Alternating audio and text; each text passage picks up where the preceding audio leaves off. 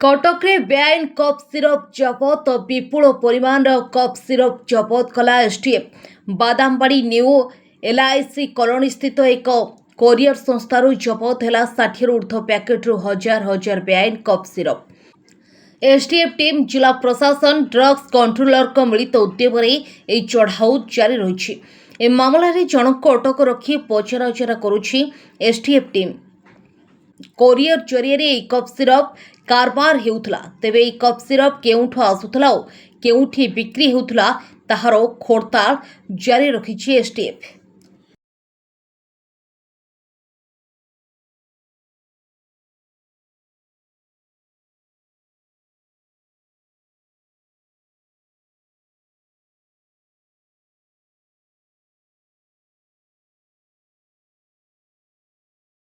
कटकरू जयदेव पाणी report Harshika media.